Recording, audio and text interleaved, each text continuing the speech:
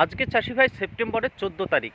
তো এই সেপ্টেম্বরের 14 তারিখে আপনারা দেখছেন পুজোতে যে কপিগুলো তুলবো সেটার অবস্থা এখন এই।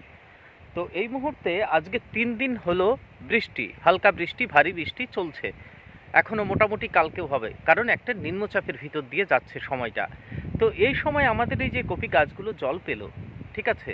তো জল পেয়ে গাছের বৃদ্ধি কিন্তু খুব দারুণ হচ্ছে, কারণ এর আগেও মাটিতে সার দেওয়া ছিল, ছেটানো ছিল, সেগুলো খাবে আর বড় হবে। আর বৃষ্টির পরে আমরা কি করব? বৃষ্টিটা যখনই ছাড়াবে আপনারা কোন পরিচর্যা করবেন এই বয়সের গাছগুলোতে, বা আপনার যে বয়সেরই গাছ হোক না কেন, আপনারা কোন ফাঙ্গিসাইডটা দেবেন, আপনারা মানে আপনারা কোন কীটনাশকটা দেবেন, আর গাছের খাবার হিসাবে এই মুহূর্তে আপনারা কি দেবেন, আজকের এই ছোট্ট ভিডিওতে সেটা নিয়ে আপনাদের সঙ্গে আলোচনা করব। তা সম্পূর্ণ ভিডিওটি দেখার অনুরোধ করছি। আর আমার যে জমিটা এটা আছে আপনাদেরকে অবশ্যই দেখাবো কিভাবে এর পরিচর্যাটা কমপ্লিট করলাম। দেখুন, আপনাদের বলি না, সব সময় সুযোগে থাকতে হয়, সুযোগে সদ্ব্যবহার করতে হয় কপিতে। এখানে যদি আমি ঘাসটা না ছাড়িয়ে কমপ্লিট করতাম, দেখুন যখনই কমপ্লিট হয়েছে তার পরের দিন থেকেই বৃষ্টি শুরু হয়েছে। তো সেই কাহিনীটাও আপনাদের কাছে তুলে ধরবো। তো আসুন, আপনাদের সঙ্গে রয়েছে আমি সুশোভন, আপনারা দেখছেন গ্রিন ওয়েবে ফার্মার্স ক্রিয়েশন চ্যানেল। আসুন সম্পূর্ণ ভিডিওটা দেখি। ওষুধ ব্যবস্থার আগে চাষি ভাই জমিতে ঘাসটা কিভাবে মারবেন, যারা এখনও মেরে পারেননি, এই বৃষ্টি বা নিম্নচাপের পরে দুদিনের ভিতরেই জো হবে, সেই জোতে কিন্তু ঘাসটা মেরে ফেলবেন। যদি মাটি গোড়াতে না ধরান তবু এই জোতে আপনারা ধরিয়ে দেবেন। দেখুন, এখানে আমি নিড়ানি দিয়ে যদি নিড়াতাম তাহলে কিন্তু অনেক মুনিশ লাগতো, সেটা সম্ভব নয়। তো এখানে আমি কি করেছি, কোদাল দিয়ে দেখুন এই যে কাজ চলছে, ঘাসগুলো, সমস্ত ঘাসগুলো একদম গোড়া থেকে পরিষ্কার করে দিচ্ছি। দেখুন, এইভাবে পরিষ্কার করে দেবেন, তাহলে ছোট বড় সমস্ত ঘাস কিন্তু মারা যাবে। তাই পরিষ্কার করার পর তারপরে আমরা মাটি দেব। এইটা কাটার পর যে বড় ঘাসগুলো থাকছে সেই ঘাসগুলো হাত বাছাই করে দেবেন, তারপরে মাটি টানবেন। এই দেখুন, খেয়াল করেছেন, একদম জমি ঝকঝকে হয়ে যাবে।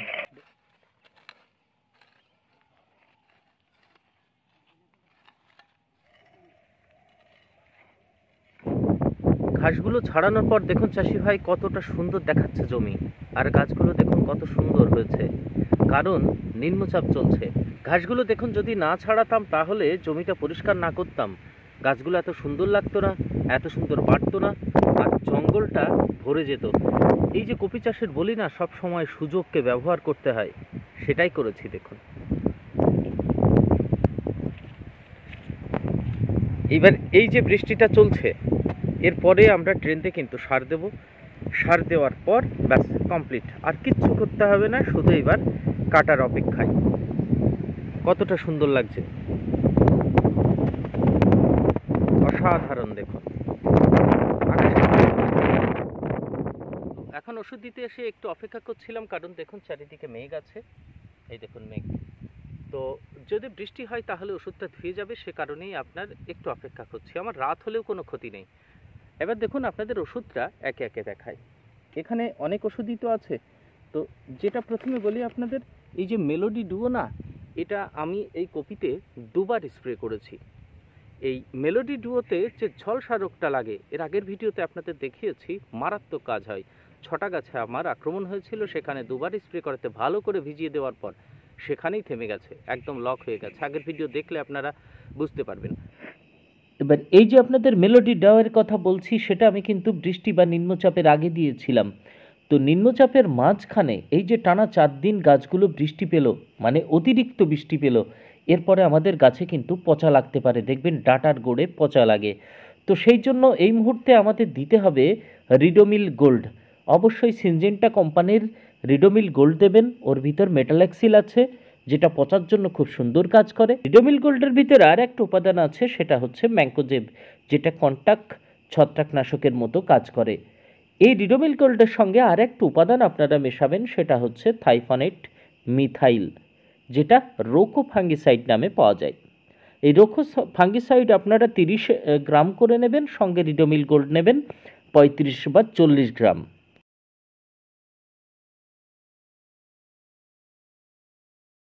তো এটা আমার ওষুধের বালতি নিয়ে এসছি, ঠিক আছে, কিন্তু এই মুহূর্তে দেব লেদা পোকা মারার জন্য পিলেথোরা। খেয়াল করুন, পিলেথোরা আদামা কোম্পানির পিলেথোরা, এটা ব্যবহার করতে পারেন। তো এর ভিতরে যে টেকনিক্যাল আছে সেটা হচ্ছে নেভোলোরান 5.25% আর ইন্ডোস্কার্ভ 4.5%। নেভোলোরান আর ইন্ডোস্কার্ভের মিশ্রণ।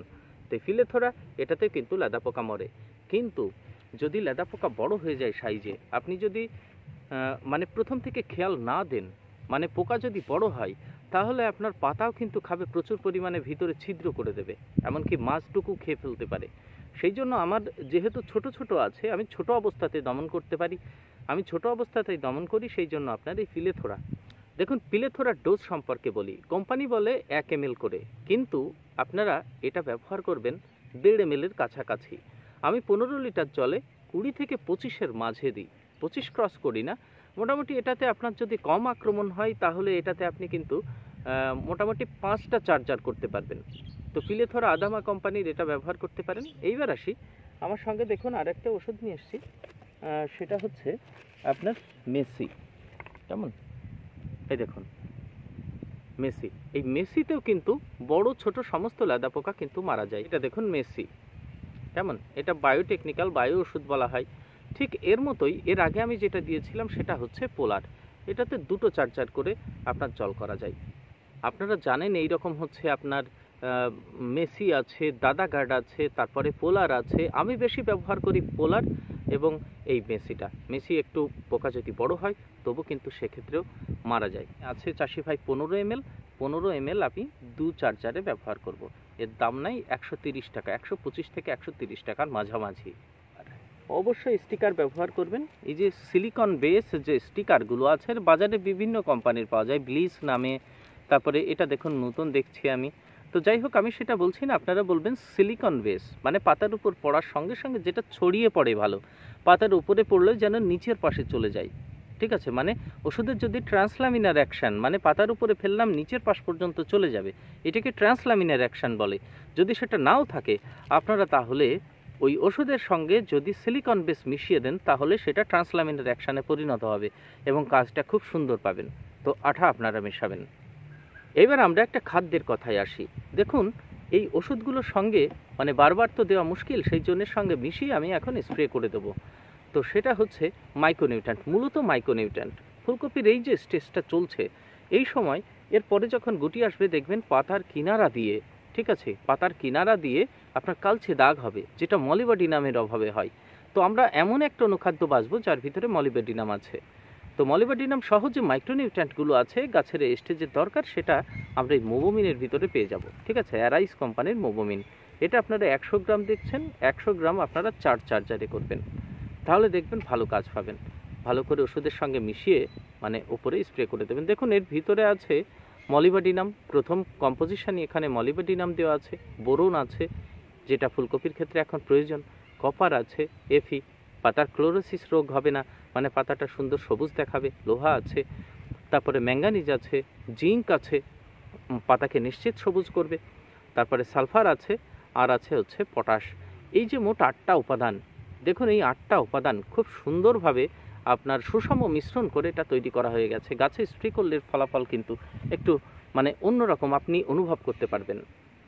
তো এই মোবোমিন আপনারা ব্যবহার করুন এই মুহূর্তে। মোবোমিন মেশানোর ক্ষেত্রে চাষি ভাই একটা সাবধানতা আছে। আপনারা খেয়াল করে দেখবেন সমস্ত কীটনাশকের সঙ্গে মোবোমিন কিন্তু ভালোভাবে গলে না। এইবার মেসির সঙ্গে গলে, সেই জন্য মেসির সঙ্গে আপনারা মেশাতে পারবেন। পিলেথোরার সঙ্গে কিন্তু মেশে না, পুরো ছানা কেটে যায়। এক্ষেত্রে সাবধান থাকবেন, তাহলে কিন্তু কাজ ভালো পাবেন না। যদি গাছে গুটি আসার মতো পরিস্থিতি হয়ে থাকে বা কিছুদিনের ভিতরে আসবে, তাহলে আপনারা ড্রেন দিয়ে এই মুহূর্তে নাইট্রোজেন জাতীয় সার বেশি পরিমাণে দেবেন না। 10-26-26 বা পটাশযুক্ত সার অল্প পরিমাণে দিতে পারেন। এতে করে দেখবেন যে গুটিগুলো আসবে সেগুলো কিন্তু টাইট হবে, ভালো গ্লেজ হবে। তো আজকে চাষি ভাই ছোট্ট ভিডিওটা আপনাদের সঙ্গে শেয়ার করে দিলাম। এখন আমি যেটা পরিচর্যা করছি, তো পরবর্তী ধাপে কি পরিচর্যা করব সেটা আপনাদের সঙ্গে দেখাবো। আর আপনাদের যদি কোনো প্রবলেম হয় ফুলকপি চাষ ক্ষেত্রে, দেখুন আমি প্রথম থেকে আপনাদের সঙ্গে বীজ নির্বাচন থেকে শুরু করে একদম নার্সারি, তারপরে ধাপে ধাপে তো তুলছি। তো অনেক চাষি তো আমার সঙ্গে সঙ্গে আপনারা চাষ করছেন। যদি কোনো সমস্যায় পড়েন তাহলে আমাকে আপনারা কমেন্ট বক্সে লিখতে পারেন, আমি সেটা নিয়ে একটা ডিটেলস ভিডিও বানিয়ে দেবো। তো ভালো থাকবেন সবাই। সম্পূর্ণ ভিডিওটি দেখার জন্য অসংখ্য ধন্যবাদ।